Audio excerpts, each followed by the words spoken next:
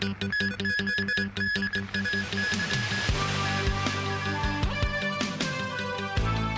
Executive John Lee leads LegCo members and officials to tour Greater Bay Area.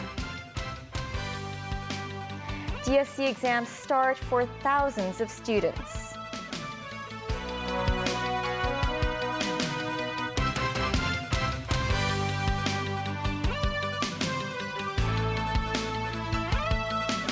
Hello and happy Friday. Chief Executive John Lee is leading a large delegation of lawmakers and government officials to tour 4 cities in the Greater Bay Area. Lee said he hopes the 4-day trip will help improve the city's governance with a better collaboration and mutual monitoring between the executive and legislative branches. Jackie Lin was at the send-off.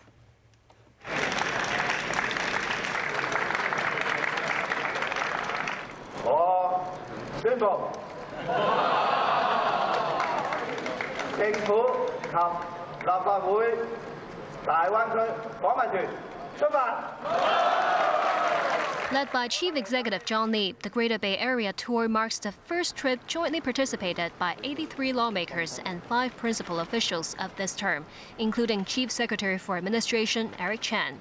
It's also the administration's largest official trip since the border reopened with the mainland. Before setting off, the CE said the tour shows how the legislature is of one heart and one mind under the principles of patriots ruling Hong Kong and an executive-led governance. The administration also said the trip will hopefully allow Hong Kong and other cities in the Greater Bay Area to join forces in promoting the high-quality development of the region and help the city better integrate into the overall development of the country. The delegation will first stop by Shenzhen before splitting into 2 groups to visit Dongguan and Foshan respectively. They will then conclude the trip together in Guangzhou. The itinerary includes visits to local facilities and enterprises in the fields of innovation, environmental protection, youth development, as well as arts and culture. Lawmakers expressed wishes over the possibilities in advancing various policies during the trip, including streamlining the border crossing arrangements. A good exchange make everything, and I think this is a very important starting point because I understand that the administration has been working very hard with different leaders in various cities, but Legislative Council also play a role. I believe we will have further discussion after this tour. It has been a number of years that the LegCo members having the opportunity to visit the mainland China, and this time is particularly different because we have the government officials together, particularly with the chief executive. 6 legislators couldn't join the tour. They include Teck Chi-yun, the chamber's only lawmaker who's not of the pro-establishment camp. He said he's now in the UK preparing for a marathon. Jackie Lin, TVB News. The chief executive-led LegCo government tour group arrived in Shenzhen at around 6 p.m. Settling down first at the Wuzhou guest house, Chief Executive John Lee was received by Shenzhen Mayor Qin Weizhong. The Shenzhen municipal government will hold a banquet tonight for the lawmakers and government officials from Hong Kong. Hong Kong's main university entrance exam, the Hong Kong Diploma of Secondary Education Examination, also known as the HKDSE, held its first day of written exams today. Students were not required to provide negative RAT results, but had to wear a mask when taking the English language exam this morning. Timothy Lee tells us more. Despite the dropping of most anti-COVID restrictions, certain measures against the pandemic remain in effect for candidates of the HKDSE exam. The Examinations and Assessment Authority mandated that all candidates have their temperatures tested, provide health declaration forms, and wear a mask throughout the duration of the examination.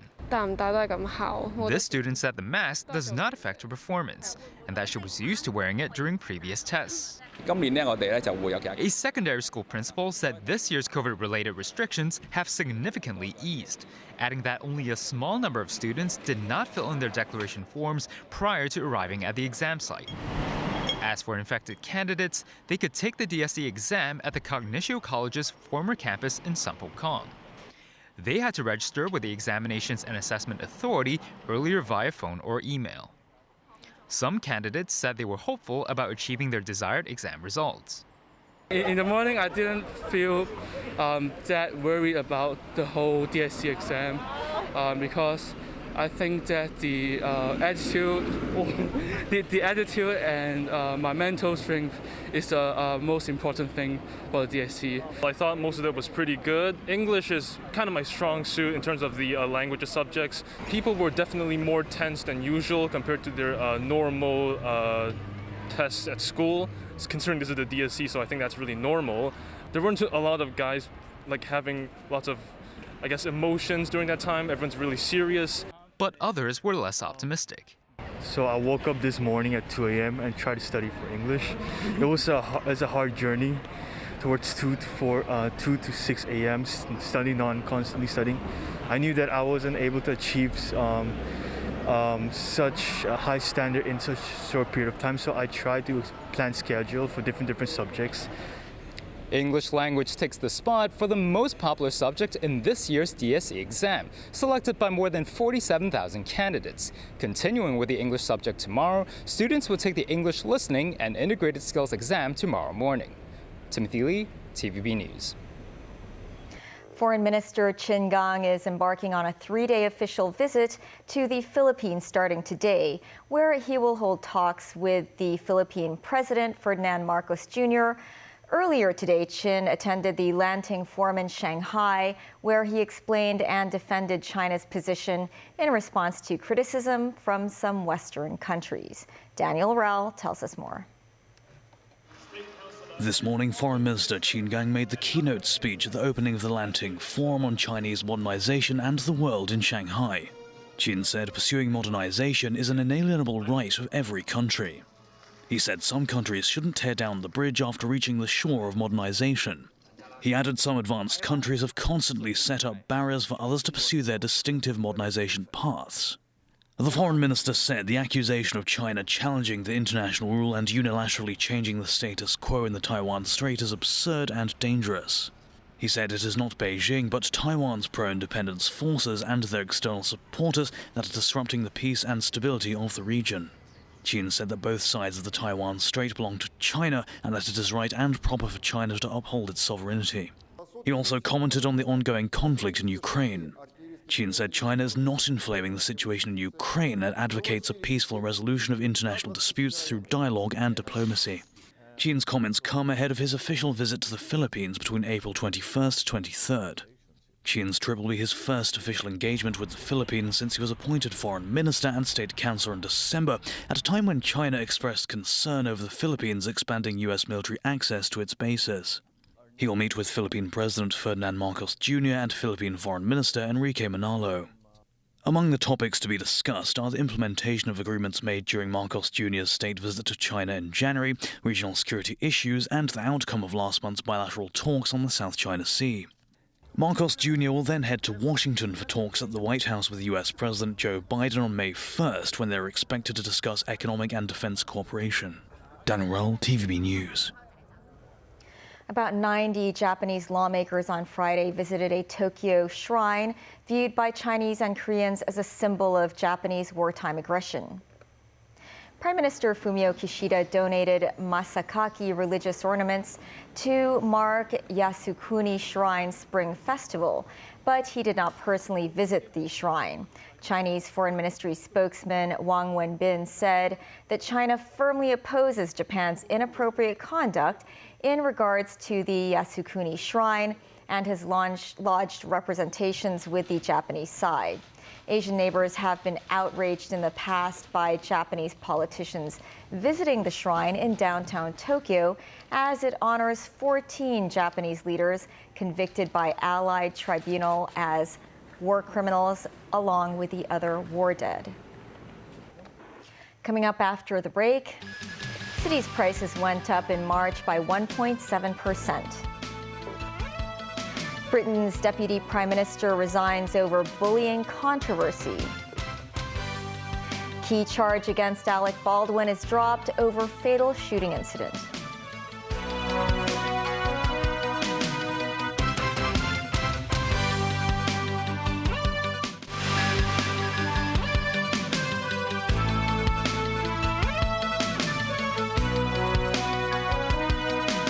Welcome back. Prices in Hong Kong in March went up 1.7% year on year. The government predicted that the pressure of inflation will continue to increase, but will stabilize for the short term. The rate of increase for consumer prices in March decelerated when compared with the previous 2 months by 0.4 percentage points. Authorities said the inflation slowdown was due to a decrease in prices of basic food. The highest year-on-year increases in prices include gas and water at 19.9%, alcoholic drinks and tobacco at 18.7%, and clothing and footwear at 6.3%. Meanwhile, prices for basic food, along with durable goods, witnessed a year-on-year decrease of 2.8%, with housing at negative 0.2%. Some scholars believe that energy prices will continue to rise as demand for alternative forms of energy, such as natural gas, is growing in the city. There has been a rise in seasonal influenza cases in Hong Kong, with an increase in both serious cases and the death rate. An infectious disease expert said the rise in flu cases is related to people not being vaccinated. Mimosang Ai reports. Though Hong Kong has more or less bid farewell to the COVID pandemic, it has now entered the seasonal influenza period. According to the government, the city is at the peak of the flu season. The majority of patients are young children aged between 0 and 5, followed by people aged 65 or above. Between early April and Wednesday, 103 serious flu cases were reported and 49 patients died among them. Most death cases had chronic illnesses, while 14 of the deceased had received flu vaccinations. Dr. Kwok Siu Kai, deputy head of the Department of Family Medicine and Primary Care of Queen Mary Hospital, said people should still receive vaccinations as they provide some level of protection. Though the latest positive detections of flu viruses percentage is 15.81, lower than the peak figures of 2019 and 2020, infectious disease specialist Dr. Wilson Lam said the current percentage could be the highest in a few years. Lam said the community has a weak immune barrier for flu, contributing to the rising cases of infections. Nonetheless, Lam said the flu generally gives patients mild symptoms only, but they should seek medical treatment immediately if they suffer prolonged fever and chest pain. Mimosang Ai, TVB News. After much of Hong Kong Island experienced a large-scale power outage on Wednesday, the government said it is dissatisfied with the performance of electricity provider Hong Kong Electric. It also questioned why the company received $5 million worth of compensation for its failure. According to the Scheme of Control Agreements contract between the government and the city's electricity suppliers, if the former can restore electricity within 70 minutes of a power failure, they can receive 0.015% of their profit as a reward. Secretary for Environment and Ecology Tse Chin Wan stressed that authorities will review the current compensation policy and suggested that the money should be distributed to residents. On the last day of the Hong Kong Catholic Diocese delegation's visit to Beijing, Bishop Stephen Chow said Catholics should love their country and the church. Chow added he had invited his Beijing counterparts to visit Hong Kong. This morning, Chow attended Mass at Wang Fujing Church alongside Auxiliary Bishop Joseph Ha and Reverend Peter Choi. After the Mass, Chow talked to some parishioners and sent his blessings. The bishop then went to a cafe to have breakfast with his Beijing counterparts. To conclude his trip, Chow said there will be more exchanges between the two dioceses in future, which he described as a positive thing to do. Overseas, British Deputy Prime Minister and Justice Minister Dominic Raab has resigned. This following an independent investigation into formal complaints of bullying. The report by an independent employment lawyer investigated 8 formal complaints that Rob had been abusive towards staff during a previous stint as Justice Minister and while serving as Foreign Secretary and Brexit Secretary. In a letter to Prime Minister Rishi Sunak published on Twitter, Rob said, "In setting the threshold for bullying so low, this inquiry has set a dangerous precedent." He stated it will encourage spurious complaints against ministers, but Rob said he would remain supportive of the government. In New Mexico, in the U.S., prosecutors said they will dismiss an involuntary manslaughter charge against actor Alec Baldwin in the fatal shooting of a cinematographer in 2021. The shooting took place on the set of a Western movie being filmed at the time, but prosecutors cautioned that their investigation is not over and the actor has not yet been absolved. Tracy Furness has more. Lawyers for Baldwin were first to announce that prosecutors were changing course in a sharp turnaround for the Hollywood star facing the possibility of a long prison sentence. The decision came after new evidence surfaced on the gun Baldwin was using that fired the live round that killed cinematographer Halyna Hutchins during the filming of the Western movie Rust in 2021. Baldwin, 65, was charged in January with 2 counts of involuntary manslaughter in connection with Hutchins' death and the injury of Rust director Joel Souza. The movie's weapon handler, Hannah Gutierrez-Reed, was also charged with involuntary manslaughter, but her prosecution will continue. The veteran actor denied responsibility for the shooting.